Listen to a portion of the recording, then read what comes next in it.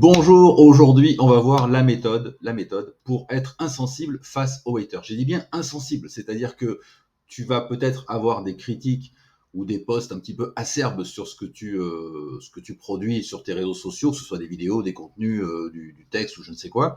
Il y a forcément des gens qui vont dire des choses un peu désagréables et toi normalement ça va forcément te toucher, surtout au début. Donc comment faire pour être complètement insensible et même faire de ces haters une espèce de force comme ça pour que tu continues.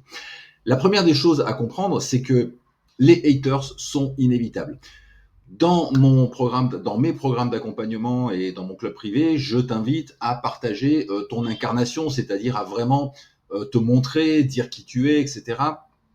Incarner ton activité, parce qu'une activité incarnée, elle est bien plus puissante qu'une activité derrière laquelle tu te caches. Donc évidemment, quand tu incarnes, tu te mets en avant, au niveau de toi-même. Hein. Voilà, tu fais des vidéos par exemple, ou bien tu mets des photos, des choses comme ça. Et puis tu commences aussi un peu à raconter ta vie, ton parcours, etc. Et puis tu donnes surtout ton avis, tu donnes ton opinion sur certaines choses. Alors on parle pas forcément ni de politique, ni de religion ou de sujets qui fâchent, mais quel que soit le domaine d'activité dans lequel tu es amené à montrer un petit peu la manière dont tu vois les choses. Et évidemment, si tu as une manière de voir les choses, tu as en face de toi des gens qui ont une autre manière de voir les choses et qui ne vont pas comprendre et qui vont même en profiter pour dire non, c'est pas possible, c'est insupportable, tu dis n'importe quoi, etc. Blablabla. Les haters.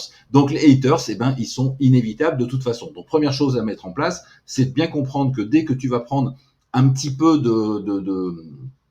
que tu vas avoir un petit peu de visibilité, notamment sur les réseaux sociaux. Ça peut t'arriver dans tes emails, ça peut t'arriver dans tes discussions, ça peut t'arriver dans des séminaires, etc.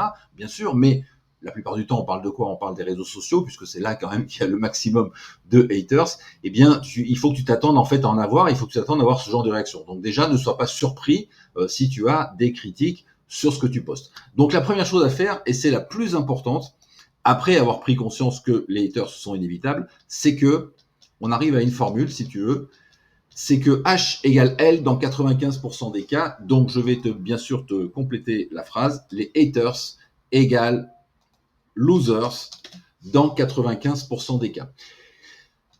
Qu'est-ce que ça veut dire? Tu postes, par exemple, je sais pas moi, une vidéo ou bien un texte sur les réseaux sociaux, tu expliques un peu ta façon de penser sur tel ou tel domaine qui correspond à ton activité. Bon, tu es content de ton post, de ta publication, tu postes, et puis quelques minutes ou quelques heures après, tu as un haters qui arrive, un hater donc, ou bien plusieurs d'ailleurs, donc des haters qui vont critiquer et parfois même violemment ce que tu viens de faire. Donc, évidemment, ça va percuter un peu, tu vois, c'est-à-dire que tu prends toujours ça comme quelque chose de personnel. La meilleure chose à faire tout de suite, si vraiment tu ressens quelque chose de négatif par rapport à ça, si ça te touche, si tu te dis mais est-ce que j'aurais dû, enfin si tu commences à remettre un petit peu en question tout ce que tu fais, ou bien si vraiment la personne t'a touché avec un point particulier, donc peut-être qu'elle a raison, hein, mais peu importe.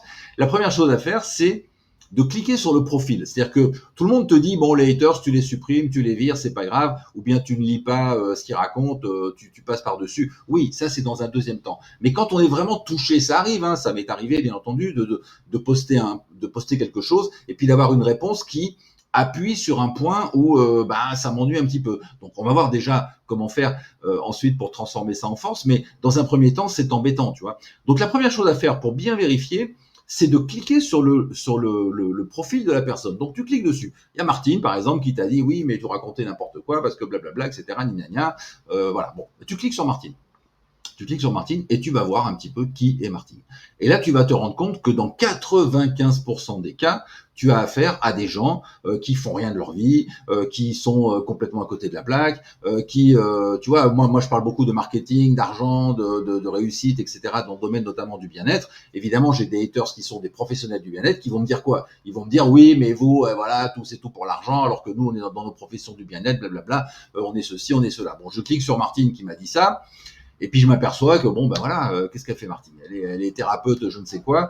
Elle a 2 clients par an, tu vois, ou alors elle est au RSA. Enfin bref, c'est quelqu'un qui n'est pas du tout représentatif, si tu veux, de la profession, ou plutôt qui est représentatif de la profession dans le sens où c'est la pure thérapeute, tu vois, qui ne veut absolument pas se développer, qui est contre l'argent, qui est contre la croissance, qui est écolo, qui est ceci, qui est cela, et qui finalement n'a rien à faire dans ce système, quoi. C'est-à-dire que pourquoi est-ce que tu te lances en tant qu'indépendant? Martine, si c'est pour ensuite freiner des cas de fer pour justement pas avoir de clients, pas trop te développer, ne pas te montrer, ne pas oser ceci, ne pas oser cela, tu vois, et dire bon ben voilà, je m'en remets à l'univers et tout va bien se passer, ce qui la plupart du temps n'arrive pas parce que dans ta tête, tu as déjà des blocages énormes sur le chiffre d'affaires, sur la visibilité, etc. Donc, pour moi, c'est quelqu'un, si tu veux, qui s'est lancé dans un domaine qu'elle aime bien ou qu'elle maîtrise plus ou moins.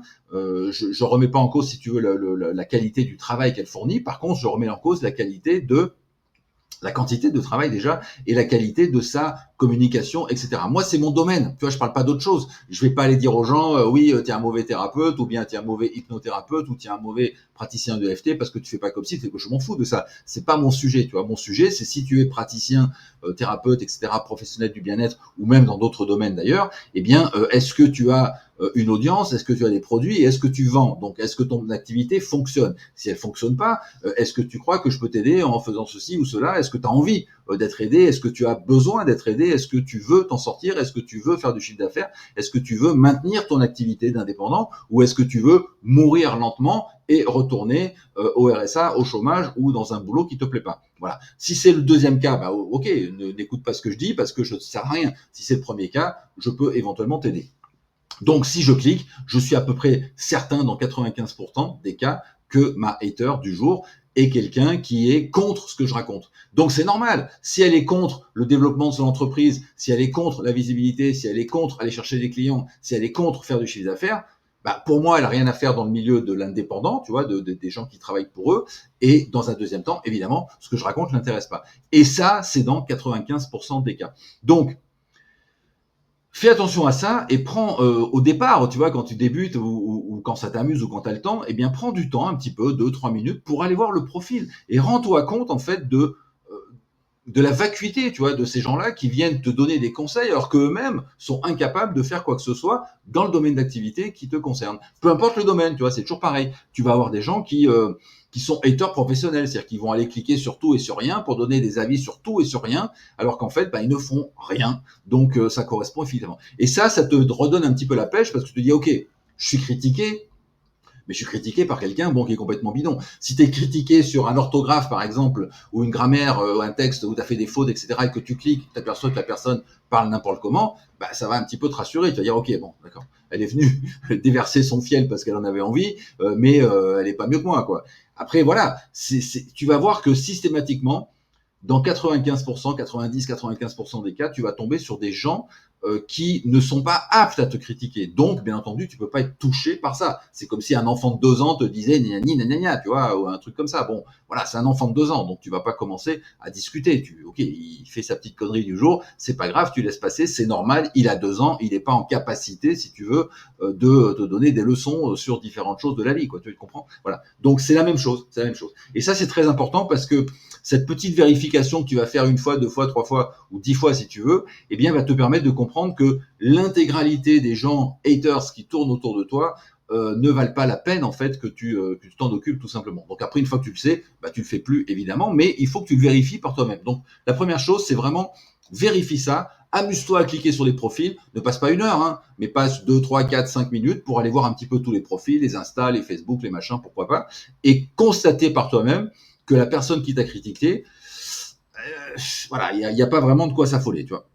Le deuxième point, je vais remonter un peu le reste, donc c'est la concentration sur tes objectifs. C'est-à-dire que peu importe ce qu'on raconte de toi, ce que tu dis, ce qu'on te dit, ce qu'on vient te critiquer sur ce que tu racontes, etc., finalement, c'est pas ça l'important. Toi, tu es concentré sur quoi? Sur tes objectifs, et les objectifs, la plupart du temps, se traduisent en termes de résultats. C'est-à-dire, est-ce que tes posts ont des résultats? Est-ce que tu as posté, par exemple, cette semaine, différentes choses sur une offre que tu fais et puis finalement, tu as vendu? Voilà, c'était ça le but. Hein. N'oublie pas le but, en fait. Hein. Le but de poster sur les réseaux, c'est d'attirer l'attention sur toi pour développer ton audience. Donc, est-ce que tu développes ton audience? Oui ou non? Ça, tu peux le constater semaine après semaine, mois après mois.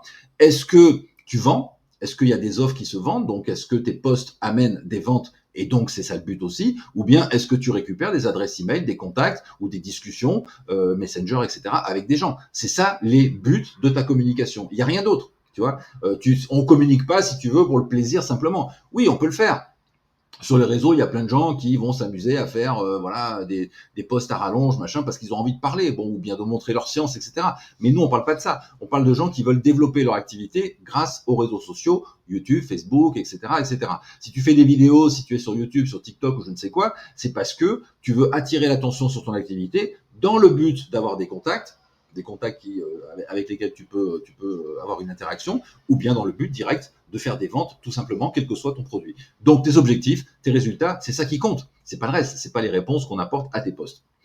Et puis de temps en temps, dans quelques pourcents un peu rares, il y a des critiques qui sont constructives ou bien qui sont pertinentes. C'est-à-dire que la personne te dit oui, mais attention parce que, eh ben ça vaut le coup de les lire, tu vois, ça vaut le coup de les lire et de dire, ben effectivement, la personne a raison. Voilà, elle est en train de critiquer un petit point ici. Des fois, ça se fait de manière un petit peu brutale, bon, peu importe, ou des fois c'est un peu cool, mais peu importe la forme, si tu veux. Ce qui compte, c'est que sur le fond, parfois ton hater a raison. Donc s'il a raison ou s'il a un petit peu raison, eh bien ça te permet de t'améliorer, de dire ok, c'est vrai que j'avais pas pensé à ça, c'est vrai que j'avais pas vu les choses comme ça, c'est vrai qu'il a raison, c'est vrai que ce que je dis, ça peut être critiqué et donc partagé par d'autres personnes qui pensent comme lui, donc effectivement je vais en tenir compte pour mes prochains contenus. Donc c'est simple, tu vois. Première chose, comprendre que de toute façon visibilité égale critique, c'est imparable.